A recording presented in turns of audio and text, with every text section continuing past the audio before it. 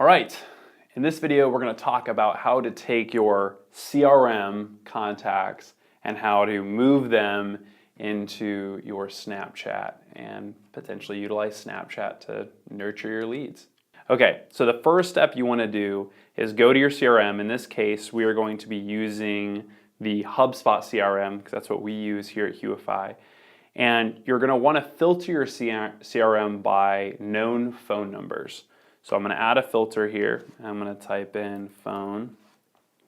And I'm going to do phone number, and I'm going to say phone number is known. Add filter. So you'll get this list here of all these phone numbers, and then what you want to do after I save this view, I'll just make this custom view phone numbers. Save this view. And now from here, you can export all in view. So you'll see that right there. Click export all in view. We want to turn this to a CSV file. Or actually, you know what? You can even do it as an Excel file, and I'll show you a step why later, but I usually like to keep it in a CSV file. This is one of those. There's several different ways to do the same thing. So you're going to export it as a CSV file, and we're going to say show only current columns, because these are all the columns that matter to us, and I would hit request export. From here, I'm just going to explain it for time's sake. What you would want to do is you want to figure out how you're going to do your naming for your contacts, meaning just like we talked about in the last video, and if you haven't seen the last video, I highly suggest it. Check out how to set up a naming nomenclature, which means basically the format of how you name contacts in Snapchat. Because what you can do with this is you may decide, okay, we're going to do the status of a lead dash username. So that would be the easiest way to do it. So you may say, okay, we'll put L for lead, M for marketing qualified lead, S for sales qualified lead, O for opportunity, and C for customer. So if you decided to break it down that way, what we could do is we would open up a spreadsheet, go to their first name, and for everyone that was a customer, you would add C dash, and then it would be their first name for all the customers. For everyone who's a lead, you would put L dash, all the first names for those leads. Same for MQLs, same for marketing qualified leads, same for sales qualified leads, and same for opportunities. That way, you now have everyone filtered. If you were to sort it by alphabetical first name, you would have the group, which is how Snapchat's going to do it. You would have all the groups sorted into the appropriate groups, and you'd be able to decide if I wanted to send a certain message to all of my leads, I could send a certain snap to them, whereas I could send a certain snap to all of my MQLs, so on and so forth. So after you've done all that in a spreadsheet, go ahead and export that spreadsheet into a CSV file, where then you will open up your contacts tool. And you can do this, by the way, in any format. If you have an Android device, you could do it with an Android device.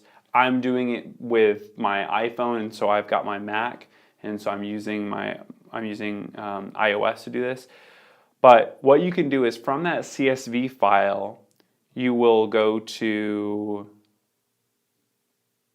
you will go to File or whatever it is to get to Import. When you click Import, you'll come up with the ability to select any type of file. If you select a CSV file, that CSV stands for comma value separated. So you'll have all the values you need, and it will dump into your contact tool. All you have to do then is sync up your phone.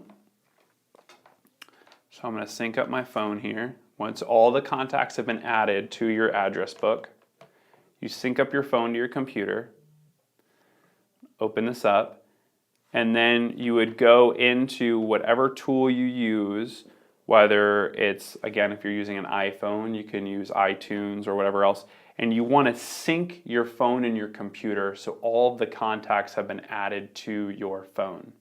Again, there's tons of resources. I'm not going to get into how to sync contacts with your phone in this video, but feel free to Google it. It's super easy if you don't know how.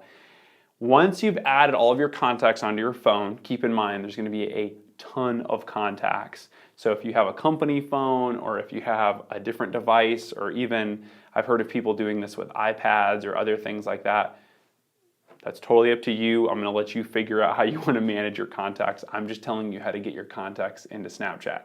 So once you've added them all, go ahead and open up Snapchat. You're going to swipe down and you can see click Add Friends. So you click Add Friends, click Add from Address Book, ding, ding, ding, because remember, we just added all of our contacts to our phone's address book. And now you can go down the line and select and add all the people from your address book who are already found on Snapchat. Because you put the acronym before their name, whether they were a customer, a lead, or whatever their status was, that'll actually already show up inside Snapchat.